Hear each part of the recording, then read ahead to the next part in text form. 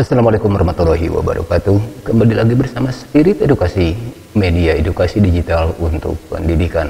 Sahabat edukasi, Bapak dan Ibu guru, pada kesempatan ini saya akan berbagi informasi berkenaan dengan masuknya tahun pelajaran baru 2021-2022. Nah, berkenaan dengan itu, tentu kita selaku tenaga pendidik atau tenaga pengajar mesti mempersiapkan perangkat pembelajaran. Bagi sahabat edukasi yang belum subscribe, silahkan untuk subscribe terlebih dahulu, dan saya ucapkan terima kasih kepada yang sudah subscribe. Dan apabila dirasa konten ini bermanfaat, silahkan untuk klik tombol jempolnya dan berikan komentar di kolom komentar, dan jangan lupa untuk memunyikan loncengnya agar selalu update konten berikutnya. Nah, pada kesempatan ini saya akan menyampaikan beberapa aplikasi pendukung untuk pembuatan perangkat pembelajaran.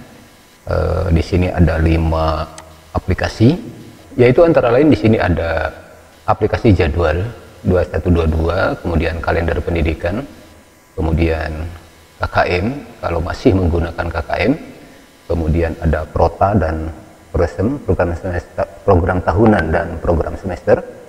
Lalu kemudian ada aplikasi RPP 1 lembar baik daring maupun luring. Nah, untuk aplikasi yang APK jadwal pembelajaran, kalender pendidikan, kemudian RPP 1 lembar ini sudah dibahas pada video sebelumnya, jadi bisa dilihat. Tetapi Bapak dan Ibu apabila ingin mendownload kembali ya silakan saja. Nah, di sini saya hanya akan menyampaikan atau membahas tentang bagaimana cara penyusunan KKM untuk tahun pelajaran 2122. Lalu kemudian di sini juga akan coba kita mengisi program tahunan dan program semester 2122. Nah, aplikasi ini Bapak dan Ibu berlaku atau bisa digunakan untuk seluruh jenjang dari mulai SD sampai SMA SMK ya. Oleh karena itu disilahkan Bapak dan Ibu yang mau menggunakan ini. Nah, sebetulnya seperti KKM, Prota dan Prosem ini di aplikasi 1 lembar ini sudah ada, tetapi ini saya buat sengaja terpisah. Nah, Bapak dan sekalian, kita mulai dari Prota dan Prosem ini, kita coba buka. Nah, tampilannya seperti ini Bapak dan Ibu. Kalau misalkan ada tulisan enable editing, ini tinggal diklik, di enablekan agar kita bisa mengeditnya. Nah, ini juga enable kontennya diaktifkan ya, klik continue saja. Nah, di sini program tahunan dan program semester ini berlaku atau bisa digunakan untuk SD, SMP, MTS, kemudian SMA, SMK, dan MA. Jadi untuk seluruh jenjang bisa digunakan. Nah, bagaimana cara menggantinya Bapak dan Ibu sekalian? Ini di sini tertulis misalkan Prota kelas 7, Prota kelas 8, Prota kelas 9. Nah, ini tinggal diganti saja misalkan Prota kelas 10, 11, 12. Caranya tinggal diklik kanan ya, kemudian ininya diganti. Nah, ini diganti kelas 10, 11 atau 12. Jadi kemudian selanjutnya Bapak dan Ibu sekalian, sebelum kita masuk ke pengisian input KD, tentu di sini kita masukkan nama sekolah. Nah, ini silakan diisi nama sekolahnya. Nah, di sini saya tuliskan SMP Nusantara saja. Kemudian di sini ada kepala sekolah, NIP kepala sekolah, kemudian guru ya, kita yang mengampu. Kemudian NIP-nya kalau ada, kalau tidak ada ya kosongkan saja. Lalu kemudian di sini guru mapel ya, mata pelajarannya dimasukkan. Baik Bapak dan Ibu sekalian, yang pertama kita input dulu kompetisi dasarnya yang ini. Klik input KD. Nah, Bapak dan Ibu sekalian, di sini seperti yang saya sampaikan di depan tadi, bahwa apabila kita ingin merubah ke kelas 10, 11, 12, ini tinggal diklik kanan saja, kemudian diganti ya. Diganti kelas 10, kelas 11, 12. Ini pun demikian. Nah, ini karena yang di sini yang saya masukkan adalah KD kelas SMP kelas 7, 8 dan 9, maka di sini munculnya seperti ini. Nah, Bapak dan Ibu sekalian, di sini hanya mengisi ya, misalkan nomor KD ya, KD 3.1. Nah, KD aspek pengetahuannya apa? KD 3.1 tinggal di copy paste saja dari silabus misalkan di sini. Lalu di KD 4-nya di aspek keterampilan juga tinggal masukkan di sini 4.1. 4.2, 4.3 ada berapa KD misalkan. Begitupun yang pengetahuannya sama. Jadi mudah sekali caranya Bapak dan Ibu. Nah ini untuk kelas 7, atau kalau misalkan di SMA SMK MA ya tinggal diganti dengan kelas 10. Nah kalau mata pelajaran ini udah otomatis kita input di depan akan muncul di sini, jadi ini tidak perlu diganti ya. Lalu kemudian di kelas 8-nya, nah di sini kelas 8, atau kalau mau diganti di sini jadi kelas 11 misalkan, kecuali mapalnya. Nah ini tidak usah diganti karena ini kita sudah input di depan. Begitupun kelas 8 di sini KD 31, 32, titik 3 tinggal dimasukkan KD-nya. Kemudian KD keterampilannya juga sama demikian. Nah itu untuk kelas 8. Lalu kemudian di sini kelas 9, atau kalau mau diganti jadi kelas 10, kelas 12 misalkan. Mata pelajarannya tidak usah karena ini udah ada di depan. Ini pun sama dimasukkan 31, 32, 41, 42 dan seterusnya. Nah itu cara penginputan kompetisi dasarnya. Lalu kemudian kalau misalkan kita ingin melihat dari apa yang kita masukkan di KD sini, nah ini tinggal diklik ya. Misalkan tadi kita input di KD 3.1. Nah kalau kita ingin memilih KD kelas 7 misalkan, ini tinggal diklik. Nah otomatis Bapak dan Ibu di sini sudah muncul ya, sudah muncul. Jadi ini jangan diedit karena ini bukan untuk edit, karena ini untuk melihat hasil dari editan tadi ya di kelas di sebelumnya seperti ini. Begitupun misalkan kita ingin melihat KD kelas 8 atau kelas 11 misalkan, tinggal diklik, nah, otomatis muncul di sini. Begitupun misalkan kita ingin melihat KD kelas 9, nah, ini hasil inputan yang tadi ya Bapak dan Ibu. Nah, ingin kembali, tinggal kembali ke home. Nah itu cara yang pertama memasukkan atau input kompetisi dasar. Lalu yang kedua tentu kita akan menyusun program semester atau program semester ya, baik ganjil maupun genap. Nah di sini ada dua prosem, yaitu prosem ganjil dan prosem genap. Nah ini tinggal diklik Bapak dan Ibu, diklik. Nah di sini Bapak dan Ibu kita tinggal menginput dari kalender pendidikan yang diberikan dari pemerintah atau dari provinsi misalkan. Banyaknya minggu di bulan Juli tinggal dimasukkan. Kemudian minggu tidak efektif kita masukkan. Ini kebetulan saya masukkan berdasarkan kalender pendidikan 2122. Kemudian minggu efektifnya ini tinggal dimasukkan. Begitupun Agustus, September, Oktober, November sampai Desember. Lalu kemudian itu perhitungan alokasi waktu banyaknya minggu dalam satu semester. Ini tinggal diinput sehingga diketahui di sini untuk banyaknya minggu dalam bulan semester 1 yaitu 24 minggu, tidak efektifnya 4 minggu dan minggu efektifnya 20 minggu. Nah ini harus diisi dulu ya Bapak. Lalu kemudian kita akan mendistribusikan alokasi. Nah di sini Bapak dan Ibu perhatikan jumlah KD yang tadi kita diinput di semester ganjil ya, semester ganjil atau gasal. Nah di sini yang saya input di sini ada 6 KD pengetahuan dan ada 6 KD keterampilan. Nah tentu kita akan mendistribusikan alokasi waktunya. Misalkan saya input di sini KD 3.1. Nah KD 3.1 kompetisi dasarnya pengetahuannya ini. Nah alokasi waktu ini adalah 12. Ini untuk pengetahuan dan keterampilan.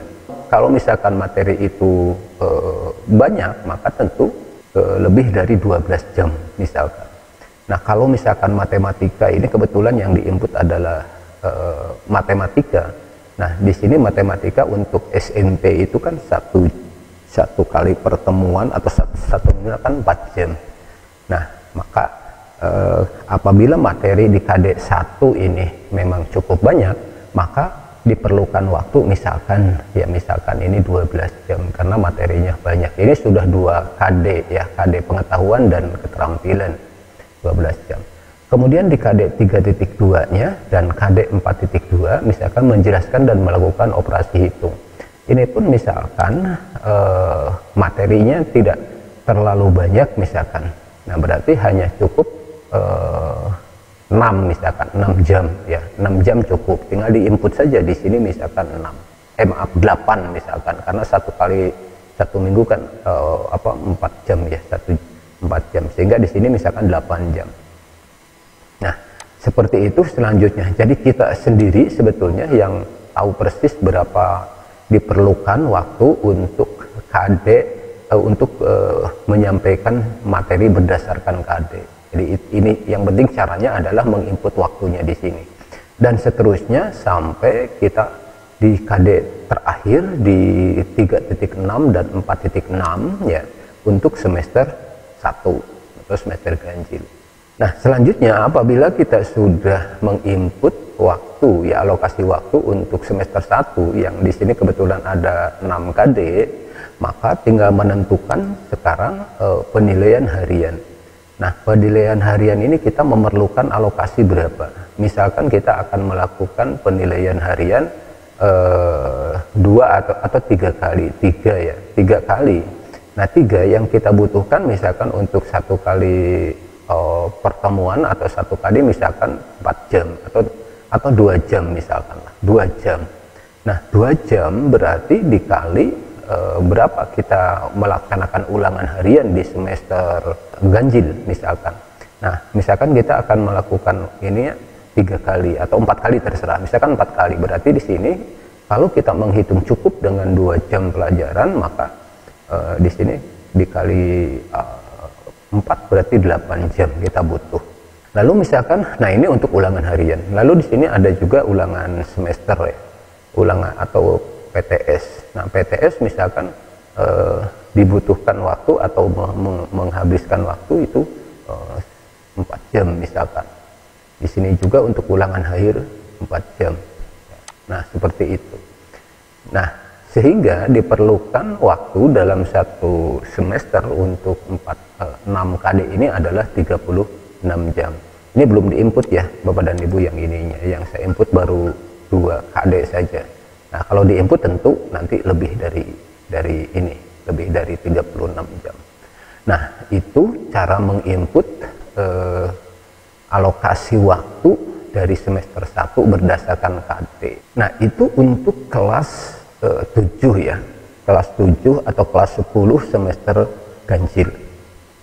Selanjutnya Bapak dan Ibu sekalian, apabila juga kita mengajar di kelas 8 atau kelas 11, maka caranya sama Bapak dan Ibu, ini tinggal diklik ya, program semesternya di kelas 8, ini tinggal diklik, lalu sama caranya kita isi ya, kita isi dan seperti tadi saja kita isi sama.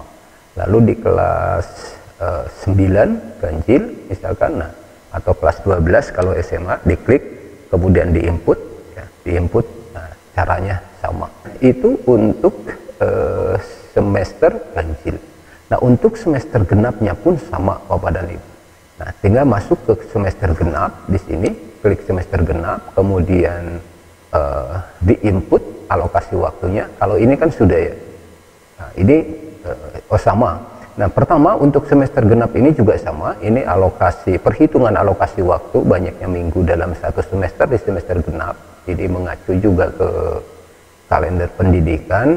Nah, ini tinggal input saja banyaknya minggu dalam bulan Januari misalkan. Ini ada 3. Kemudian minggu tidak efektifnya 1, minggu efektifnya 2. Ini hanya contoh saja ya Bapak dan Ibu. Sehingga dalam 1 semester genap dari mulai Januari sampai Juni didapati banyaknya minggu ada 24, minggu tidak efektif 4, dan minggu efektif ada 20. Nah, apabila ini sudah selesai, sama tadi seperti di semester ganjil, kita tinggal mendistribusikan alokasi waktunya berdasarkan KD. Nah, kebetulan di sini ada KD 7, 8, 9, 10, 11, dan 12. Berarti ada KD 3.7 sampai 3.12 dan ada KD 4.7 sampai 4.11. Nah, pendistribusian alokasi waktu juga sama seperti di semester ganjil, disusun berdasarkan jumlah materi yang banyaknya materi yang akan disajikan. Ini tinggal diinput berapa waktu yang dibutuhkan. Termasuk nanti di penilaian harian, PTS, dan juga di ulangan akhir, sehingga didapatilah jumlah dalam 1 semester genap berapa misalkan. Nah, ini akan muncul di sini. Nah, itu untuk kelas 7. Begitupun untuk kelas 8-nya ya, untuk kelas 8 semester genap atau kelas 11. Ini tinggal diklik, input juga sama, kemudian di kelas 9 juga sama atau kelas 12. Nah, itu Bapak dan Ibu cara menginput program semester ganjil dan genap untuk kelas 7, 8, 9 atau 10, 11, 12. Kalau sudah selesai, Bapak dan Ibu tinggal kembali ke home, kemudian kita akan mengisi menu yang ketiga, yaitu program tahunan. Nah, program tahunan juga ini sama, ada program tahunan 7, kelas 7, kelas 8, dan 9. Kalau misalkan di kelas SMA ya 10, 11, 12, ini tinggal diganti saja. Nah, kita masuk di kelas 7 dulu ya misalkan. Ini tinggal diklik. Nah, di sini Bapak dan Ibu sekalian, kita mendapatkan program ini ya, menjelaskan dan program kompetisi dasar pengetahuan dan keterampilan di KD 3.1 dan 4.2 didapati misalkan 20 jam pelajaran, 20 jam pelajaran. Kemudian di KD 3.2 dan 4.2 20, ini contoh saja misalkan, tergantung banyaknya materi ya. Kemudian di semester genapnya juga sama, Bapak dan Ibu disalin dari di depan tadi berapa jam alokasi yang dibutuhkan. Tadi misalkan yang di sana itu 20 ya, masukkan 20. Ini disesuaikan dengan program semester ya. Kalau sudah diinput seperti ini Bapak dan ini memudahkan, mudah sekali. Lalu kemudian tinggal kita balik ke home. Nah, tinggal langsung mengisi program tahunan di kelas 8, 9 atau 11 dan 12. Caranya sama Bapak dan Ibu. Lalu yang di menu keempat, di sini ada alokasi waktunya. Di sini ada alokasi waktu genap dan alokasi waktu ganjil. Nah, kita masuk dulu di alokasi waktu ganjil. Nah, ini tinggal dibuka. Nah, Bapak dan Ibu sekalian, ini kita tinggal mengisi ya, tinggal mengisi misalkan di KD 3.1 untuk materi menjelaskan dan menentukan urutan bilangan bulat positif dan negatif, tadi kita akan diberikan di minggu berapa, misalkan di minggu 2 dan ketiga. Nah, ini tinggal kita memberi tanda ya, memberi tanda. Misalkan untuk KD 3.1 diberikan di minggu kedua dan ketiga misalkan, atau di minggu kedua saja. Nah, ini bisa diberikan terserah bebas ya, tanda karakter atau mau menggunakan warna misalkan. Misalkan kalau mau menggunakan warna kan tinggal diberikan warna saja, misalkan warna kuning. Nah, berarti ini akan diberikan di minggu kedua di bulan Juli. Untuk prakteknya atau di 4.1-nya misalkan akan diberikan di minggu ketiga di bulan Juli misalkan. Ini juga dikasih warna, misalkan dikasih warna yang berbeda. Nah, dan seterusnya dan seterusnya. Lalu di KD 3.2 dan 4.2-nya pun sama, tinggal kita maju misalkan di minggu keempat, kelima, terus diisi sampai sini. Nah, ini diisi berdasarkan alokasi waktu yang sudah kita buat tadi di depan. Nah, itu Bapak dan Ibu cara menginput atau membagi alokasi waktu di program semester, di semester ganjil ya. Kemudian selanjutnya Bapak dan Ibu tinggal masuk di semester genap. Nah, ini tinggal diklik semester genap. Nah, ini kalau mau diganti di kelas tadi, kelas 10, 11, 12 tinggal diklik kanan ya, kemudian diganti saja. Nah, kita masuk di semester genap misalkan. Ini tinggal diklik. Nah, ini sih dari bulan Januari, Februari sampai Juni. Nah, di KD 3.7 dan 4.7 misalkan akan disampaikan di bulan Januari minggu keberapa. Ini lihat di kalender pendidikan. Yang penting caranya adalah sama, di sini tinggal memberikan warna misalkan atau karakter, terserah bebas. Ini mau diganti dengan warna yang ini. Kemudian di keterampilannya misalkan diberi warna lain. Nah, seperti ini misalkan. Dan seterusnya ya. Sampai betul-betul KD ini terprogram di alokasi pembagian waktu baik semester ganjil maupun semester genap. Nah, kalau sudah Bapak dan Ibu tinggal kembali ke home dan ini pekerjaan kita sudah tuntas. Artinya penyusunan program tahunan dan program semester ya untuk 1 tahun berjalan sudah selesai. Nah, itu cara menginput atau mengolah prota dan prosem, program tahunan dan program semester. Selanjutnya Bapak dan Ibu, di aplikasi kedua, ini ada aplikasi KKM 2001-2002. Ini masih, kalau yang masih mau menggunakan KKM bisa. Nah ini juga coba kita buka KKM. Ini juga bisa digunakan untuk seluruh jenjang ya, untuk seluruh jenjang baik SD, SMP, SMA, SMK. Nah ini tinggal editablenya, editingnya dieditable kan. Nah di sini ada 3 menu. Pertama data dasar, kemudian semester 1 dan semester 2. Nah yang pertama kita lakukan adalah di menu data dasar ini ya. Di menu data dasar ini diinput misalkan kompetensi inti dari mata pelajaran yang diampuh. Nah kebetulan ini mata pelajaran sejarah. Nah, di pengetahuannya dimasukkan, kemudian di di kompetensi inti 4-nya, nah ini juga dimasukkan. Jadi masukkan kompetensi inti pengetahuan dan kompetensi inti keterampilan. Nah itu untuk di data dasar. Kemudian kita cek di semester 1-nya. Nah kemudian selanjutnya Bapak dan Ibu, kita tinggal menginput kompetensi dasarnya. Nah kompetensi dasar itu tentu disesuaikan dengan jumlah KD dari mata pelajarannya. Misalkan di KD 3.1 ini tinggal diinput di sini, diketik atau di copy paste dari silabus juga bisa. Kemudian KD 4.1-nya juga diinput di sini, KD 3.2, 4.2, 3.3 dan seterusnya. Lalu di kolom indikatornya di sini, nah setelah kita memasukkan KD 3.1, kemudian 3.1 itu indikatornya apa saja. Nah silakan diinput di sini ya, input di sini. Misalkan contoh di KD 3.1 untuk mata pelajaran sejarah kelas 10 ini memahami konsep berpikir kronologis, diakronis, sinkronik, ruang dan waktu dalam sejarah. Nah di sini terdiri dari 3 indikator. Yang pertama memahami cara berpikir, kemudian memahami cara berpikir diakronik, kemudian memahami cara berpikir sinkronik. Nah ini tentu disesuaikan dengan mata pelajaran Bapak dan Ibu. Nah kalau sudah dimasukkan indikator pengetahuannya, kemudian kita masukkan juga indikator keterampilannya. Misalkan contoh di sini menyajikan secara tertulis kesimpulan tentang konsep berpikir kronologis, diakronik, sinkronik, ruang dan waktu dalam sejarah. Nah ini untuk KD 31 dan 4.1. Nah apabila KD-nya sudah dimasukkan, baik pengetahuan keterampilannya, indikatornya juga sudah dimasukkan pengetahuan dan keterampilannya, baru kita bergeser di menu pengisian KKM-nya. Sebagaimana kita ketahui Bapak dan Ibu sekalian, penghitungan KKM itu menggunakan 3 variabel ya. Yang pertama ada kompleksitas, kemudian ada daya dukung, kemudian ada intake. Nah kompleksitas ini ya acuannya ada paling tinggi, kemudian sedang, rendah. Ini tinggi, sedang, rendah, tinggi, sedang, rendah.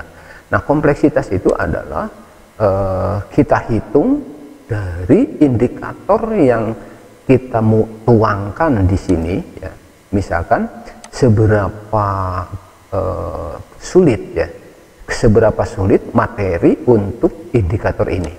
Nah di sini acuannya kalau tinggi itu dari 50 sampai 64, kemudian sedang itu 65 sampai 80, kalau rendah itu 81 sampai 100. Artinya begini, ketika indikator ini dianggap oleh kita itu kompleksitasnya sangat sulit, gitu kan, sangat sulit, maka otomatis yang kita masukkan ya nilainya antara 50 sampai 64. Misalkan contoh di sini saya tuliskan 55. Kenapa saya masukkan 55? Karena memang misalkan ini agak sulit.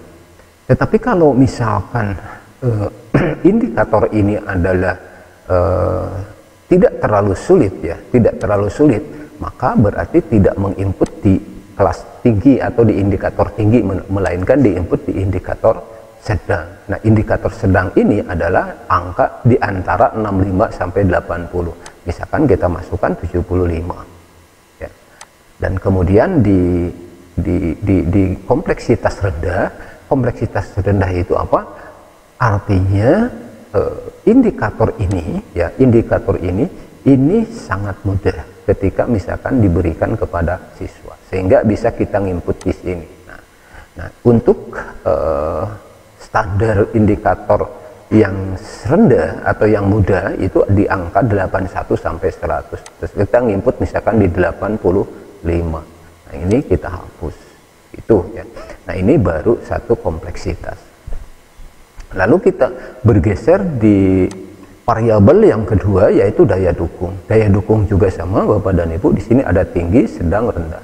Artinya begini, ketika kita menyampaikan indikator ini, ya daya dukungnya apa misalkan yang dibutuhkan. Oh, ini daya dukungnya tinggi sekali, misalkan apa, laptop ada, kemudian perangkat pembelajaran lengkap dan sebagainya, maka kita masukkan di sini. Kenapa? Karena daya dukung untuk menyampaikan materi ini sangat lengkap. Nah, di sini indikatornya 81 sampai 100, misalkan sesimpan 85, ya gitu. Atau misalkan kalau daya dukungnya itu sedang-sedang saja, misalkan hanya kita menyampaikan materi dalam bentuk slide PowerPoint saja, misalkan tanpa dilengkapi dengan hal-hal lain ya, misalkan ya, ini bisa di antara 65. Nah, kecuali kalau misalkan kita menyampaikan ini tidak didukung oleh apa-apa ya, hanya kapur tulis atau spidol misalkan. Nah, tentu di indikatornya di input adalah di indikator rendah, yaitu di angka 50 sampai 64. Nah, anggap saja saya misalkan untuk indikator ini daya dukungnya tinggi, maka saya masukkan angka 85. Nah, selanjutnya Bapak dan Ibu, kita masuk di variabel ketiga, yaitu intik. Intik adalah kemampuan siswa dalam memahami indikator yang disajikan. Nah, intik pun terbagi kepada 3. Yang pertama, intik tinggi, sedang, dan rendah. Indikatornya 81, 100, 65, 80, 50, 64. Nah, apabila misalkan dari indikator 1 ini memahami cara berpikir ini dianggap oleh kita siswa muda atau cepat memahami, berarti indikatornya tinggi, sehingga dimasukkan di sini di 81 sampai 100. Atau kalau misalkan kemampuan siswa untuk memahami ini biasa-biasa saja atau sedang, maka kita masukkan di angka 65 sampai 80 ya. Atau rendah, misalkan rendah dalam arti untuk memahami ini sangat sulit ya, siswa sangat sulit, maka diberikan indikator 50 sampai 64. Anggap saja kalau untuk di indikator 1 misalkan saya masukkan saya anggap kemampuan siswa memahami, tingkat kesulitan yang memahami ini sedang. Nah, maka saya masukkan di angka 65 sampai 80. Nah, saya masukkan di angka 70 misalkan. Nah, ini Bapak dan Ibu sekalian, sudah selesai kita menginput satu indikator dari KD 3.1, yaitu indikator 1. Didapatilah KKM indikator ini 80 gitu kan, di indikator 80. Nah, selanjutnya Bapak Ibu sekalian, kita input juga yang indikator 2 dan 3-nya. Kalau ada 3 indikator, caranya sama ya. Anggap saja misalkan di sini saya input 76 misalkan. Kemudian yang daya dukungnya di sini 78 misalkan. Kemudian intiknya saya anggap di sini tinggi misalkan 82 dan seterusnya. Sehingga didapatilah KM untuk indikator 2 dari KD 3.1 79. Begitupun di indikator ketiga ya. Nah, anggap sini saya masukkan di angka 55. Kemudian di daya dukungnya itu sangat kurang, misalkan saya masuk di angka 55 juga. Kemudian di intiknya saya masukkan di angka 55 juga atau 56. Nah, di sini sudah terdapat KKM dari 3 indikator ini berbeda.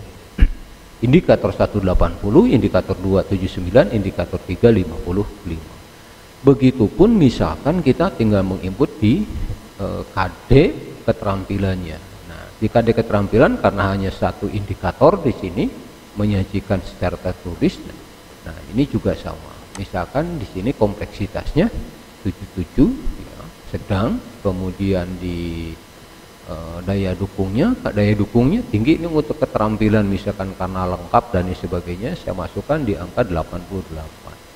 Kemudian di intiknya, nah ini sedang-sedang saja, misalkan saya masukkan di angka 77. Nah, didapatilah KKM untuk keterampilan di KD 4181 dan seterusnya Bapak dan Ibu. Nanti di input ya, tinggal masuk KD 3.2, 4.2, 3.3, 4.3 dan seterusnya seberapa banyak jumlah KD yang diampu dalam satu semester.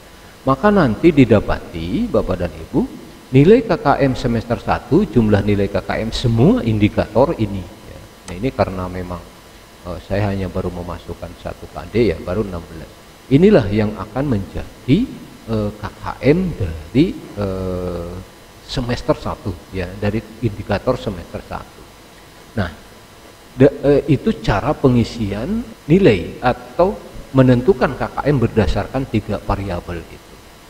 Begitupun di semester 2, kalau sudah semester 1 sudah selesai Bapak dan Ibu tinggal masuk di semester 2. Nah, caranya sama Bapak dan Ibu. Di sini akan didapati semester 2 jumlah nilai KKM semua indikator berapa, misalkan nilai KKM semua indikator segini, 77. Nah, itu Bapak dan Ibu bagaimana cara menggunakan aplikasi kompetensi ketuntasan minimal dari sebuah mata pelajaran yang kita ampuh. Nah, itu untuk aplikasi kedua. Selanjutnya Bapak dan Ibu sekalian, di aplikasi ketiga di sini ada RPP 1 lembar ya. RPP 1 lembar sebetulnya ini sudah saya pernah sampaikan di video sebelumnya, tapi kalau misalkan ada yang belum ya silakan saja, ini karena saya berikan 5 aplikasi ya, 5 aplikasi. Nah, kalau RPP 1 lembar juga sama Bapak dan Ibu. Nah, RPP 1 lembar ini ada yang untuk cetak luring, kemudian ada yang untuk daring. Jadi ada 2. Caranya di sini bagaimana cara menginputnya? Nah, ini ada 3 menu. Yang pertama input data, yang kedua cetak. Pertama, kita input data di sini, input data.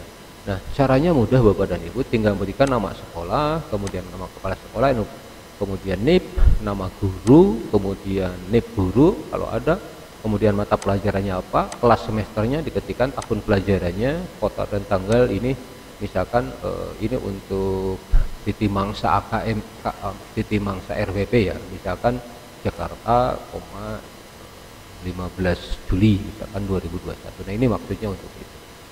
Nah, lalu di kolom berikutnya di sini ada nomor RPP ya, nomor 1, 2, 3 dan ini adalah seberapa jumlah RPP yang akan kita buat nanti di sini akan muncul menentukan. Ini tidak usah diganti karena ini sudah otomatis. Lalu kemudian kita masukkan di kolom kedua di sini. Misalkan di RPP nomor 1, materi 1 apa ya? Sampaikan materinya, materi yang dijadikan materinya apa dan sub materinya tinggal diinput di sini diketikkan. Lalu alokasinya ya 1 kali 45 menit, kemudian sisipkan materi di tengah RPP. Nah, ini misalkan kalau tadi kan judul ya, materi pokoknya apa, kemudian di sini sisipkan materi. Nah, itu gampang sekali Bapak dan Ibu cara mengisinya. Nah, kemudian kita cek ya, karena ini ada dua macam, ada RPP luring dan RPP daring. Kita cek di luring. Nah, otomatis jadinya seperti ini Bapak dan Ibu. Ya, ketika kita sudah menginput di depan, nah ini akan muncul nanti. Kemudian di sini juga tadi kita menginput di depan akan muncul seperti ini. Ya. Ini tidak perlu diedit di sini ya, karena memang ini sudah jadi kita menginput di depan. Sampai terakhir di sini, nah ini yang disebut tadi Titi Mangsa itu tanggal berapa kita menyajikan RPP ini. Nah, ini kebetulan RPP nomor 1. Kalau misalkan kita ingin melihat RPP nomor 2 ya, ini tinggal diklik kemudian ditulis K2 lalu enter. Nah, otomatis kita akan masuk di RPP nomor 2 ya, ini karena kita belum menginput maka ini masih kosong. Nah, itu Bapak dan Ibu. Kemudian di daring juga sama Bapak dan Ibu, ini RPP nomor 1. Kemudian kalau kita ingin melihat nomor 2 tinggal diketik nomor 2, maka akan muncul di sini materi pokok nomor 2 dan seterusnya dan seterusnya. Nah, ini hanya mengulas sedikit saja dari RPP yang sebelumnya memang sudah pernah dibahas di video sebelumnya. Lalu kemudian yang keempat Bapak dan Ibu, di sini ada kalender pendidikan elektronik, kemudian ada jadwal. Nah, ini kalau jadwal ini sebetulnya kemarin sudah ya. Kalau jadwal juga sudah. Ini sebetulnya hanya untuk memudahkan saja bagaimana kita menyusun jadwal agar tidak bentrok. Nah, ini ada beberapa menu isian, silahkan diisi saja. Ini hanya mengulang saja ya, karena ini sudah dibahas di sebelumnya. Nah, cuman saya sengaja ini akan dijadikan satu paket aplikasi pembelajaran untuk semester baru di tahun 2122. Begitupun kalender elektronik. Nah, ini tinggal dibuka. Nah, kalender elektronik, kalender pendidikan elektronik ini sebetulnya disusun berdasarkan atau mengacu kepada kalender pendidikan nasional atau provinsi. Nah, ini pun sebetulnya sudah dibahas di sebelumnya. Nah, ini tinggal di input data dan lain sebagainya, kemudian nama sekolah, kemudian tahun pelajaran berapa, kemudian keterangannya masukkan, kemudian tanggalnya dimasukkan, awal akhirnya bulannya apa. Nah, akan jadi nanti berbentuk kalender pendidikan seperti ini dengan nama sekolah sendiri. Nah, demikian Bapak dan Ibu, di sini ada 5 aplikasi ya. Ada 5 aplikasi. Yang pertama jadwal, kalender pendidikan, KKM, Protad, Prosem, dan juga RPP 1 lembar.